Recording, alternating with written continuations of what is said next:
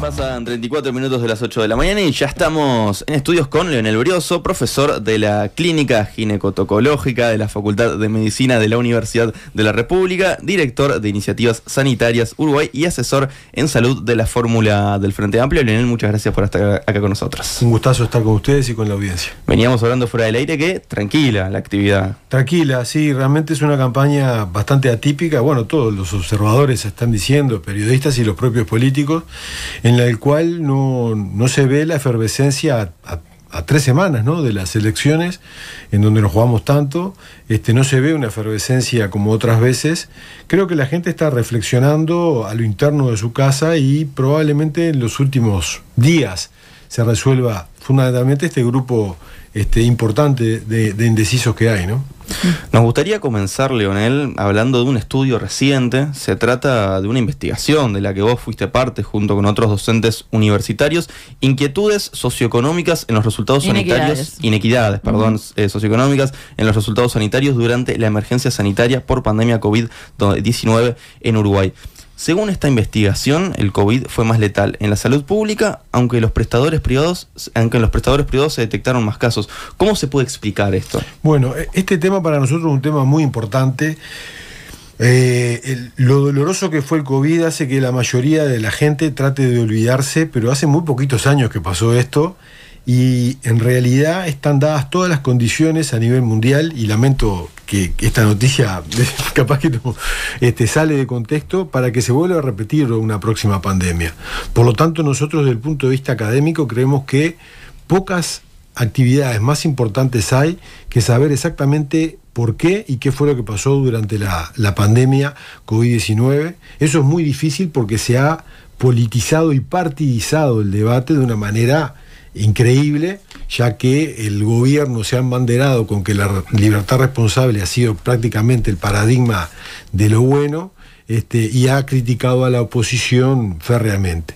Tratando de salirse de ese ámbito de ruido, nosotros venimos investigando hace mucho tiempo y hemos hablado acá las inequidades que se han procesado en las mujeres pobres y en las mujeres no pobres con respecto al proceso reproductivo. Y ya hemos informado, hemos publicado, incluso hemos ganado el Premio de Salud Pública de la Academia Nacional de Medicina, con respecto a que la población de ACE durante la emergencia sanitaria tuvo peores resultados con respecto a indicadores muy importantes, como son el parto de pretérmino, es decir, el parto antes de tiempo, que es un indicador claro de inequidad social, la desnutrición fetal, la sífilis congénita, una infección terrible que provoca la muerte de los recién nacidos o incluso durante la vida fetal, y también la mortalidad materna. Y todos indicadores estos han empeorado en el subsector público, pero no así en el subsector privado. Y eso, desde el punto de vista de nuestra especialidad, nos llevó a plantear que lo que estábamos viviendo era una gran injusticia en términos reproductivos y de la primera infancia, porque esto es lo que explica también el aumento de la mortalidad infantil en los sectores pobres. Lo que nosotros queríamos era darle contexto a esto y pedimos datos de información pública al Ministerio a principios de este año con respecto a qué había pasado con las infecciones y las muertes por las infecciones, siempre discriminando el sector público y el privado.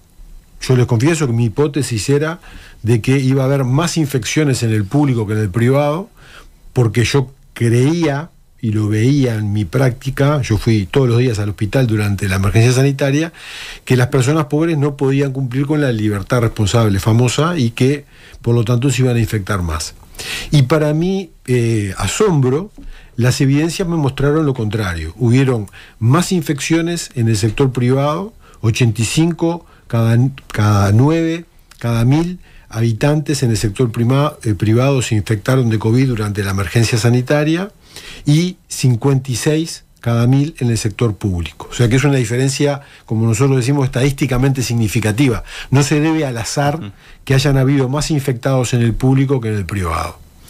Pero, paradójicamente, y eso sí, para nuestra total sorpresa, la letalidad de la infección, o sea, que la infección provocara la muerte, fue significativamente más alta en las personas pobres, en las personas que se atienden en el sector público, con 13 cada 1.000 infectados muertos en el sector público y 8,5 en el sector privado. ¿Y qué es lo que incide allí? Bueno, eso es el motivo fundamental de poder hablarlo, ¿verdad? En primer lugar, los resultados son desiguales y esto implica una inequidad, porque lo que sí sabemos que diferencia a la población del sector público y privado es el medio socioeconómico. Eso está totalmente claro.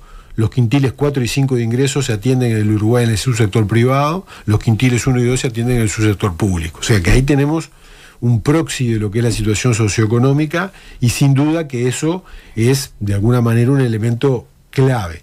Y después pueden haber otros elementos como por ejemplo lo que fue la capacidad de testeo en el sector privado, que fue mayor que en el sector público y por lo tanto el mayor número de infecciones detectadas. Y con respecto a la mortalidad es un dato que hay que investigarlo mucho más. ¿Por qué? Porque la población del subsector público es significativamente más joven que la del sector privado. O sea, no era esperable que pasara esto. Pero las hipótesis ahí, ¿cuáles son? Bueno, hay ahí elementos claves que tienen que ver con toda la situación de cómo impacta la crisis económica, social y psicológica de la pandemia en poblaciones que no podían tener las condiciones como para sobrellevar esa situación, por falta de nutrición adecuada, porque tenían que salir a trabajar en condiciones que no eran las mejores, por falta...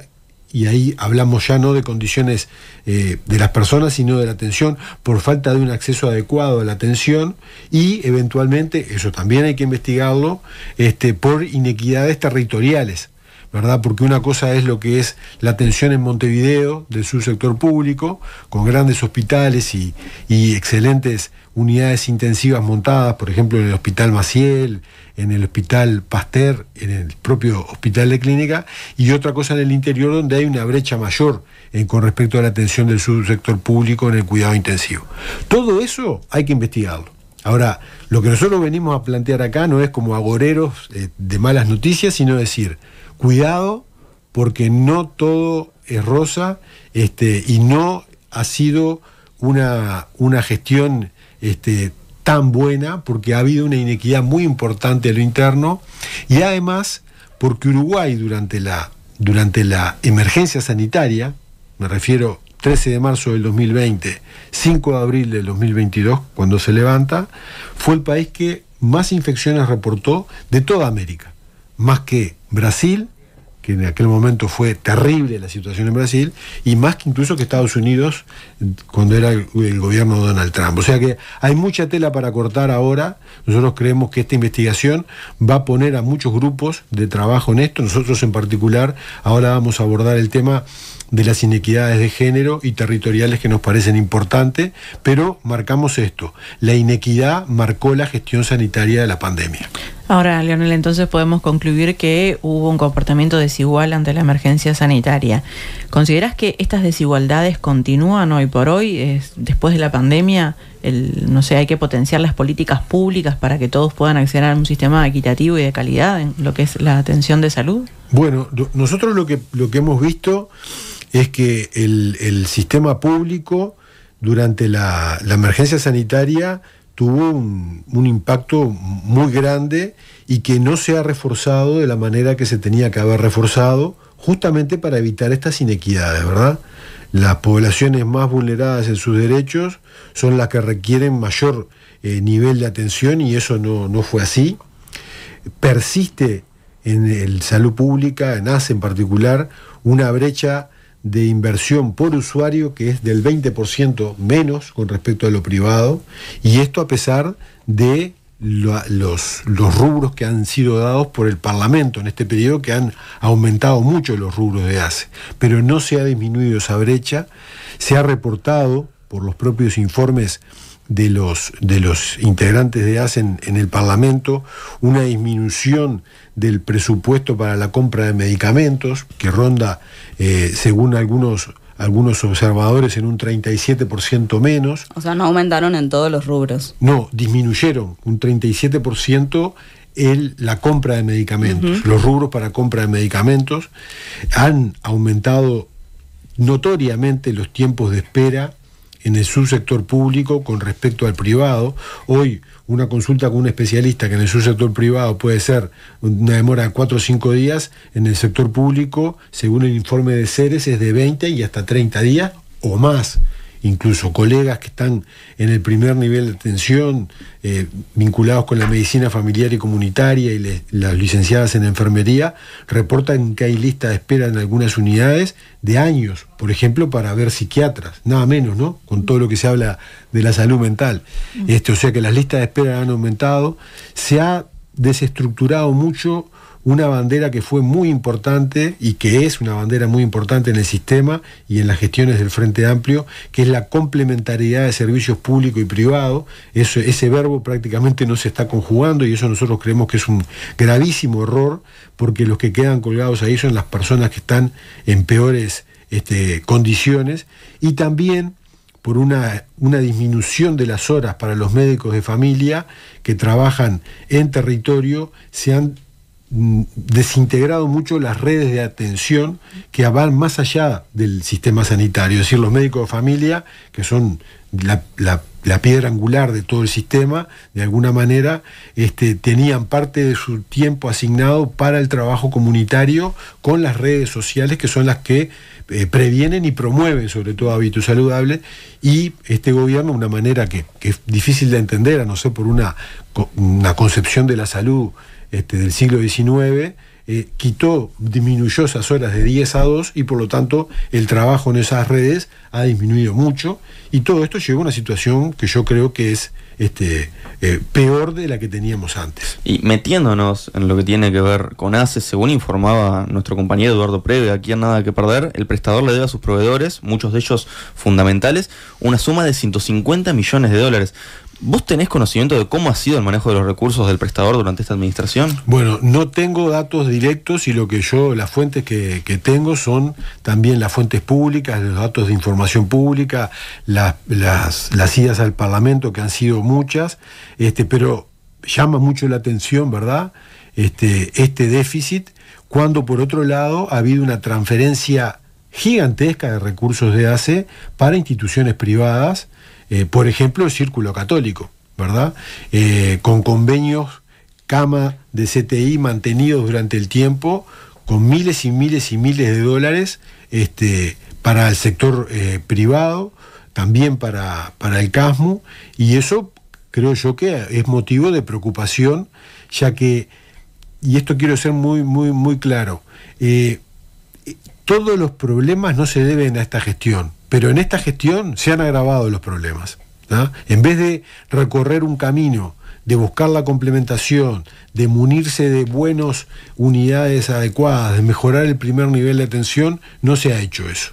Y hoy yo creo que la atención sanitaria que brinda el prestador público es peor, digamos, que lo que se brindaba antes de la pandemia, cuando la pandemia fue una enorme oportunidad para poder haber mejorado la integración del sistema y no solamente para campañas de marketing como fue utilizada. En los días pasados se reactivó esta discusión a propósito de la cantidad de medicamentos que hay en los hospitales públicos, porque la candidata a la vicepresidencia de la República, Carolina Cose, habló de esto de la falta de medicamentos en ACE, y desde las autoridades del gobierno salieron a decir, bueno, que esto era un disparate. Sin embargo, hay usuarias y usuarios que se quejan.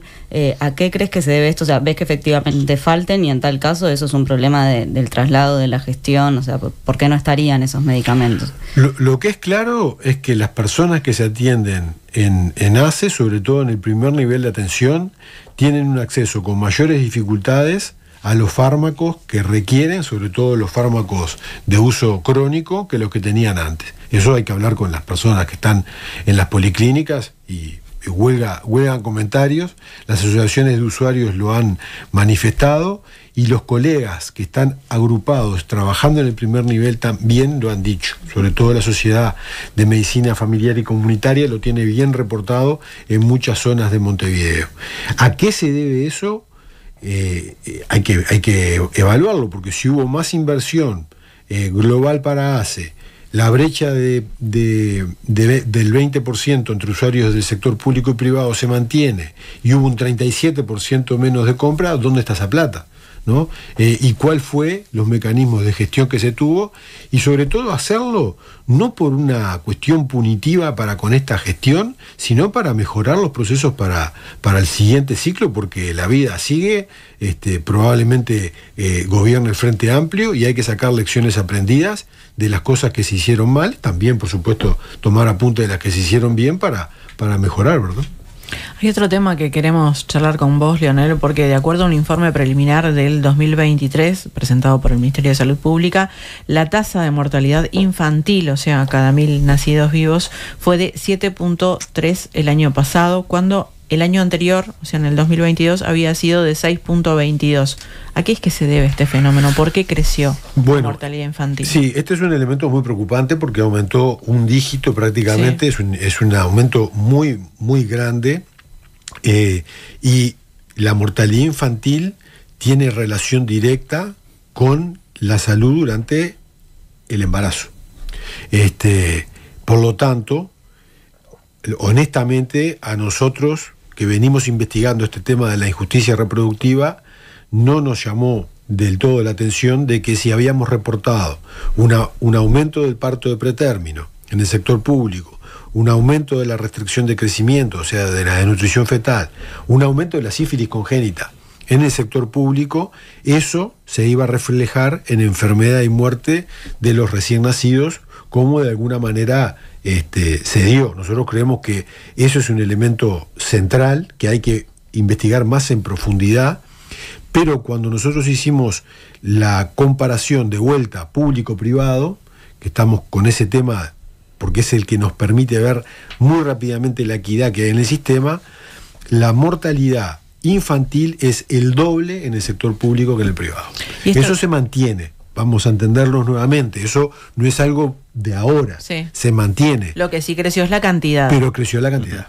Ahora, ¿y esto a qué se debe? ¿Es por falta de atención de las embarazadas? ¿Es por un tema de nutrición?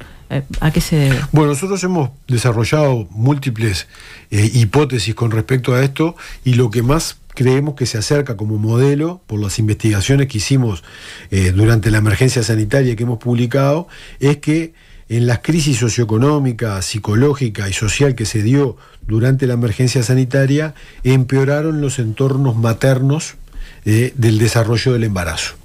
Básicamente por un aumento de la pobreza, un aumento de la desnutrición en menos y en más, por el aumento de consumo de sustancias hipercalóricas, un aumento también de enfermedades metabólicas, eventualmente vinculadas con la desalimentación, como es la diabetes, un aumento del estrés y la ansiedad materna. Eso tiene un impacto directo con respecto al embarazo, un mantenimiento de lo que es la violencia basada en género que afecta a todas las mujeres, pero en particular a las mujeres del medio socioeconómico más deficitario, y un efecto que no sabemos bien, que tuvimos en algunos periodos, como el efecto de tóxicos ambientales. Sobre todo no lo sabemos en el interior, pero en muchos lugares se sigue fumigando a diestra y siniestra, y en el Uruguay también, en el medio urbano, también la polución tiene que ver con esto. Esto se está investigando a nivel global, y no tenemos los medios para saberlo hoy, pero no sería algo descabellado pensar que en la región del mundo donde más se ha perdido biodiversidad en los últimos 30 años, que es América Latina y el Caribe, esté afectando esto el proceso del embarazo en muchos de los lugares, por ejemplo vinculado con estos incendios que han habido, que están habiendo, por ejemplo con el cambio climático, por ejemplo con la sequía que tuvimos hace 2 años y que tuvimos tomando agua salada, y que era un riesgo potencial para la salud materna, por el aumento de la hipertensión, y también para la salud fetal, porque muchos de los trialometanos que habían aumentado, está reportado que pueden tener efectos teratogénicos, es decir, de malformación. O sea que sí, el cambio climático existe, no es una tontería, y lo que sí está claro que impacta más a las personas más vulneradas, y dentro de ellas se amplifica en las mujeres embarazadas. Y si pensamos, Leonel, en la cantidad de niños que nacen con bajo peso, ¿qué es lo que marcan allí las estadísticas? Y bueno, lo que marcan allí es que ha aumentado en el subsector público y afortunadamente ha disminuido en el subsector privado. O sea, la brecha entonces se mantiene. La brecha se mantiene y en este periodo, de alguna manera, en el periodo 2020, 21, 22, que son los datos que disponemos, este comportamiento dicotómico que aumenta en el público y disminuye en lo privado es lo que llama un poco la atención, ¿verdad? Porque evidentemente la población que está en una mejor condición socioeconómica puede afrontar el proceso reproductivo con mucha mayor seguridad y calidad que la gente que se atiende en el subsector público, y esto tiene que ver con el incremento de la pobreza, el 21% de pobreza en los hogares con niños, porque se sigue hablando de pobreza infantil, y en realidad los niños no vienen ni de un repollo ni los trae la cigüeña. Hablamos de hogares. Hogares, exactamente, son hogares pobres, y tener ese porcentaje de hogares pobres en un país como el nuestro, donde tiene una carga la reproducción tan importante en los sectores más vulnerados, es un problema gravísimo. Yo creo, sin mayor duda, que es el mayor problema que tenemos, porque tenemos 30.000 nacimientos por año y cada nacimiento que tenemos es un tesoro que hay que cuidar absolutamente, porque de eso depende el presente y el futuro de nuestro país, ¿verdad? Leonel, si miramos esto de manera global, tú te fuiste como subsecretario de Salud Pública, si analizamos lo que fue la gestión de la cartera durante este periodo, ¿cuáles son tus principales conclusiones?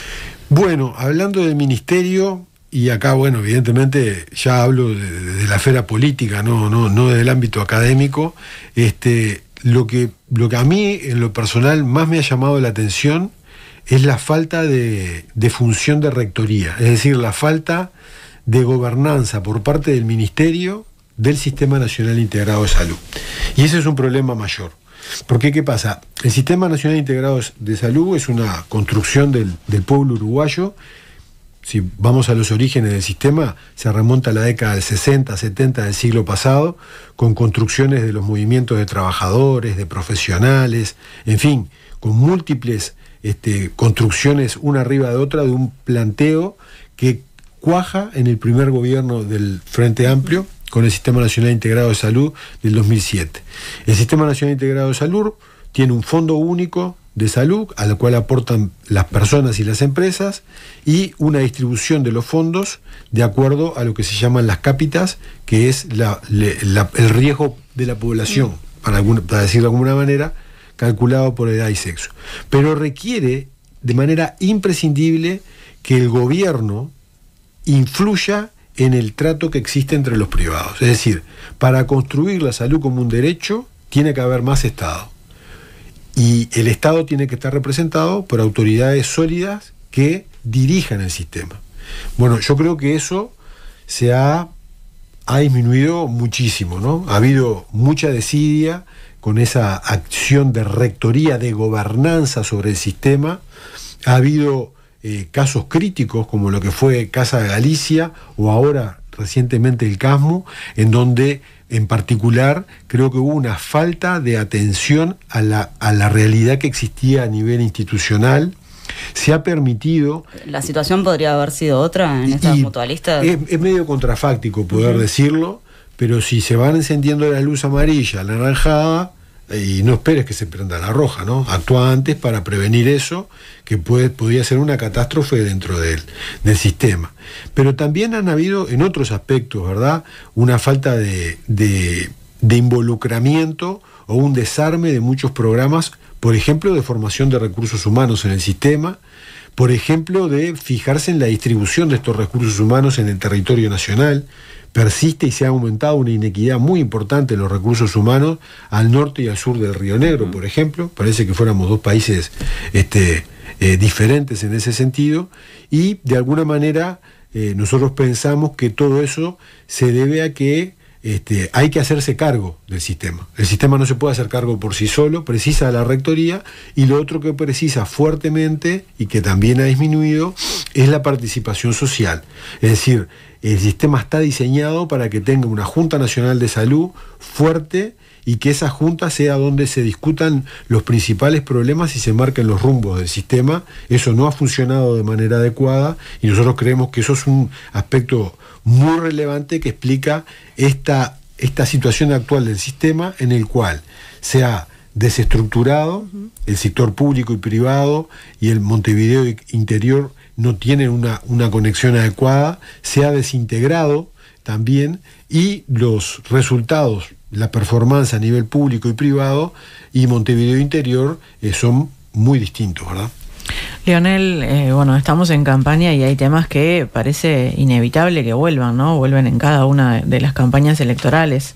Y en ese sentido, la candidata a la vicepresidencia de Cabildo Abierto, Lorena Quintana, en el marco de una entrevista, planteó que la prohibición de vivir a un ser humano es el aborto, y agregó que hay que salvar todas las muertes.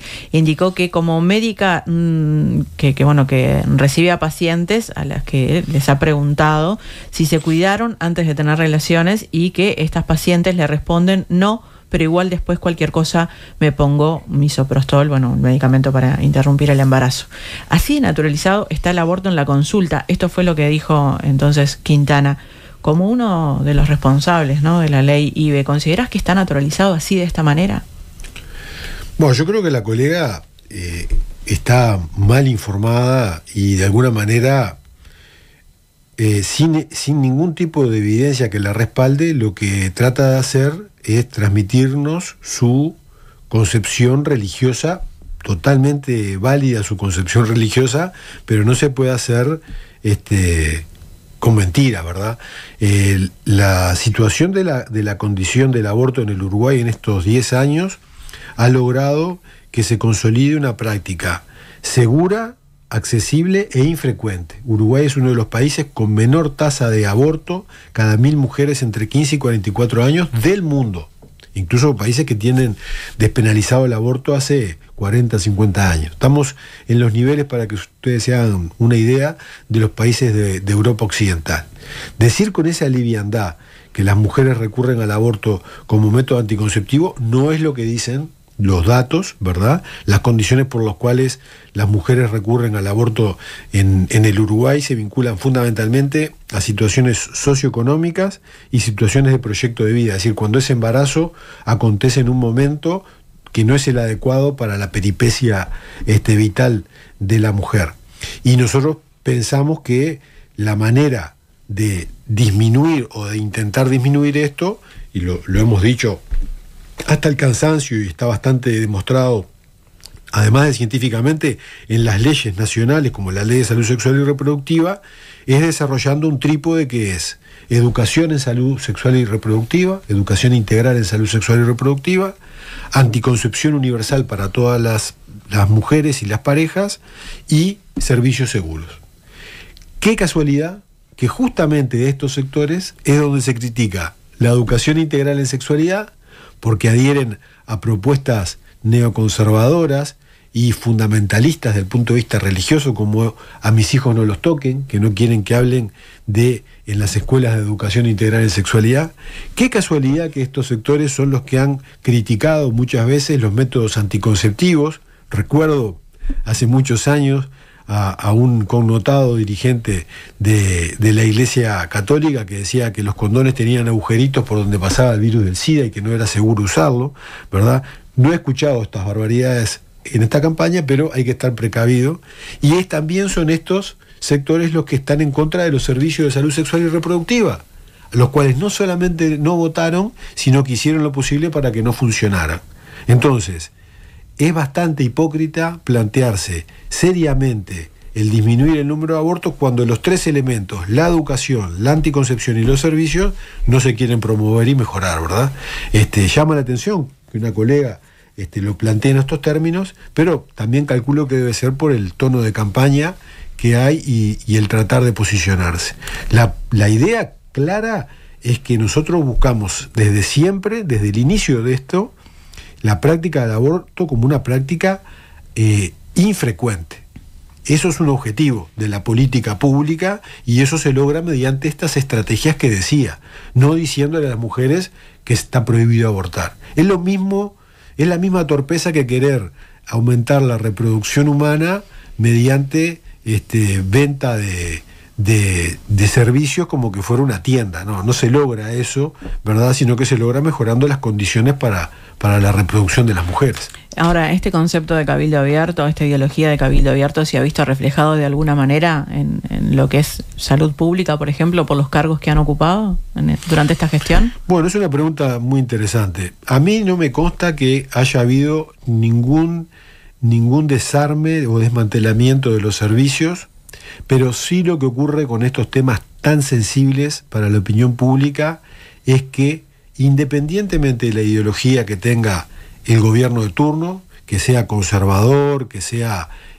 promueva una religión o lo que sea, hay que adscribirse a las leyes vigentes y promoverlas desde la cabeza del ministerio.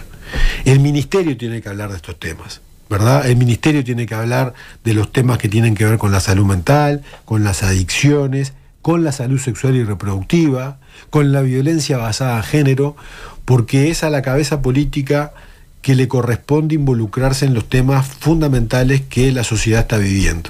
Es muy importante que los gobernantes hablen de este tema sin eufemismos y que hablen adecuadamente de acuerdo a las evidencias y a los datos que hay en nuestro país. Yo creo que a este gobierno le faltó involucrarse con los temas donde no se sentían cómodos. En los que se sentían cómodos era muy fácil involucrarse y en los que no se sentían cómodos no. Y bueno, eso no está bien, porque el valor principal en la democracia es ajustarse a las leyes y tratar de llevarlas adelante, y cuando no son buenas tratar de cambiarlas. Pero mientras están vigentes es obligación de los gobernantes involucrarse en los temas y poder referirse a ellos de manera adecuada. Nos quedan poquitos minutos, Leonel, pero nos gustaría, antes de terminar la entrevista, consultarte por uno de los planteos del Frente Amplio que aparece en sus bases programáticas 2025-2030. Nos referimos a la segunda generación de reformas en el sistema integrado de salud. ¿Cuáles son los cambios que piensan implementar? ¿Por dónde estaría planteada esta reforma? Bueno, los cambios que nos proponemos, que propone Yamandú y Carolina y que están reflejados en las bases programáticas, tienen que ver con cambios en el modelo de atención del sistema, en el modelo de gestión y en el modelo de financiamiento. En el modelo de atención lo que estamos promoviendo es una nueva vuelta de lo que es la implementación del modelo integral de atención, lo que se denomina el primer nivel de atención, y colocar dentro de las prestaciones obligatorias del sistema o por algún mecanismo similar que todas las instituciones públicas y privadas tienen que tener equipos de cercanía a nivel territorial cerca de los usuarios, integrados al menos básicamente por médico de familia y licenciado en enfermería, y con especialistas que formen parte de esos grupos y que hagan interconsultas cada semana o cada 15 días. Ahí estaría pediatría, ginecología, algunas especialidades médicas, fundamentalmente vinculados con la salud mental o psicología. Este tema del primer nivel de atención es clave y creemos que acá hay un fuerte rol en la complementación, sobre todo en el interior de servicios públicos y privados, para mejorar la gestión. Lo segundo del modelo de atención es que estamos viendo es un incremento muy importante de los tiempos de espera en el sistema y de la atención por parte de especialistas.